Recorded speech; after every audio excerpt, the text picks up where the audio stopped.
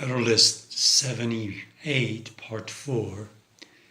Start with paragraph 15. The book actually that you see on the screen is a really good book. It's a collection of essays, and I highly recommend that you take a look at it. I read it for the first time maybe a few months after reading the Federalist Papers for the first time, maybe a year after that. And it was really good. It complemented my reading of the people like Madison, Jefferson, because I would look at their collected writings, and that's the best place to go to the original source. And this book shed more light on the Federalist Papers. So let me start reading paragraph 15. But in regard to the interfering acts of a superior and subordinate authority, of an original and derivative power, the nature and reason of the thing indicate the converse of that rule as proper to be followed. They teach us that the prior act of a superior ought to be preferred to the subsequent act of an inferior and subordinate authority, and that accordingly, whenever a particular statute contravenes the Constitution, it will be the duty of the judicial tribunal to adhere to the latter, to the Constitution, and disregard the former. That's the legislative act.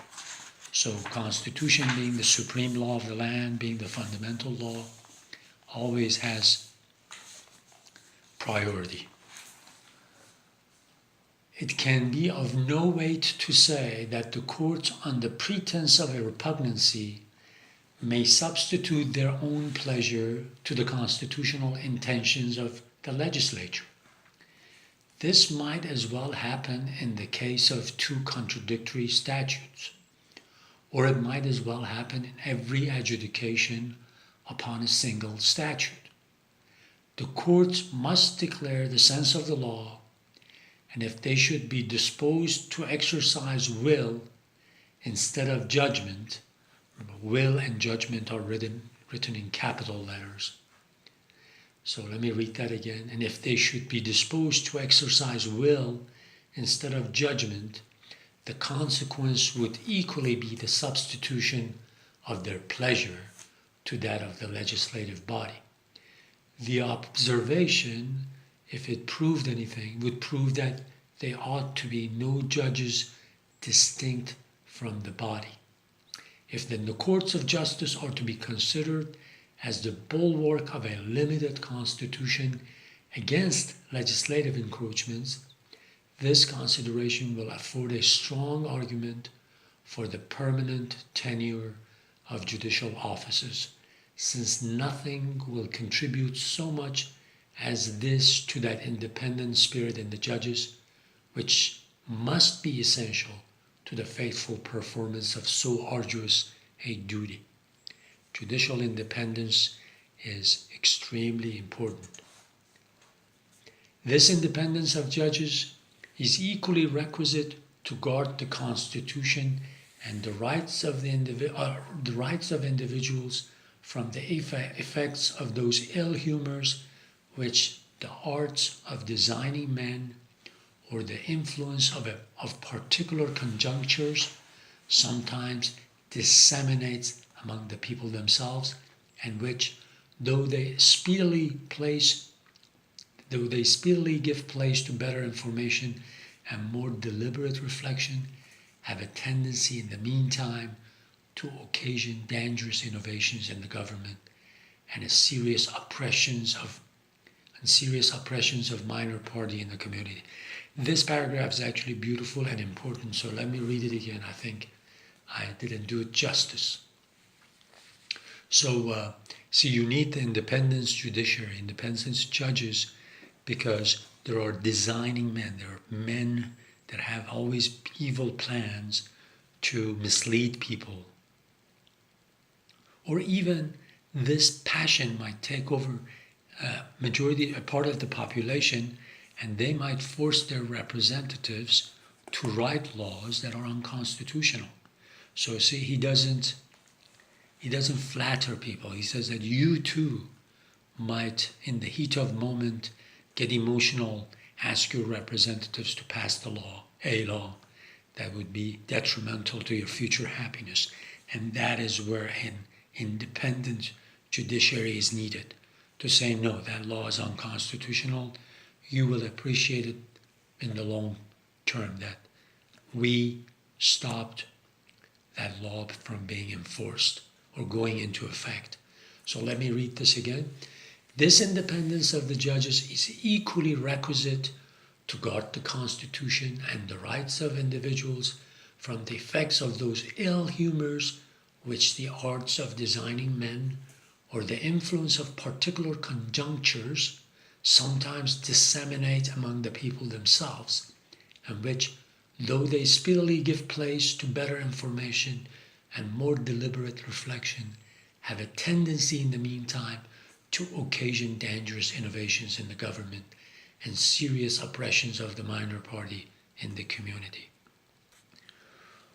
Though I trust the friends of the proposed Constitution will never concur with its enemies in questioning that fundamental principle of Republican government, which admits the right of the people to alter or abolish established constitutions whenever they find it inconsistent with their happiness, yet it is not to be inferred from this principle that the representatives of the people, whenever a momentary inclination happens to lay hold of a majority of their constituents incompatible with the provisions in the existing Constitution, would on that account be justifiable in a violation of those provisions.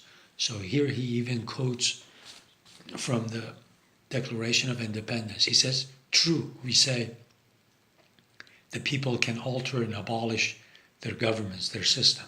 But he says we have to be thoughtful that that can only happen when it's just, there's no way around it. So for those momentary mistakes that passions and emotions have forced the representatives to pass the wrong laws, it's best to let the independent judiciary to block those laws from going into effect than really bringing catastrophe and unhappiness to people. Or that the courts would be under a greater obligation to connive at infractions in this shape than when they had proceeded wholly from the cabals of the representative body, until the people have by some solemn and authoritative act annulled or changed the established form. So see here it says by some solemn and authoritative act. He's talking about the way constitutions are written. Constitutions are written in a solemn way. It's more than just writing a law by a legislative branch. This is when you send a group of people to a constitutional assembly, constituent assembly. You form a constituent assembly and you ask them to write a constitution, and then in turn you accept it or reject it, and then until they get a good constitution where you will ratify, and then that becomes a solemn and authoritative act. So he says, until the people have by some solemn and authoritative act annulled or changed the established form, it is binding upon themselves collectively as well as individually, and no presumption or even knowledge of their sentiments can warrant their representatives in a departure from it prior to such an act. So when needed, you write a new constitution that all of the people accept, and in that case, you do away with part of this constitution if you find it bad. So in other words, it has to go through the amendment process. It has to be done in a way where majority of people will decide on it, will ratify it, and then it becomes an authoritative and solemn act. You just every day, you don't violate this Constitution. That's why judges are supposed to be independent and look and compare and contrast every law that's written against the fundamental law, against the Constitution, and decide on its constitutionality. But it is easy to see that it would require an uncommon portion of fortitude in the judges to do their duty as faithful guardians of the Constitution, where legislative invasions of it had been instigated by the major voice of community. So he constantly sees that a person, a group of people, a faction can play on people's emotions and get the representatives, get people to tell the representatives to pass laws that long-term will be detrimental to their happiness. And he even tells the people, he says, yes, you will make mistakes, and we need independent judges to stand and push the legislative branch back when in the heat of moment and under passion and unreason, they pass laws that will be detrimental to your future happiness. We'll continue in the next video.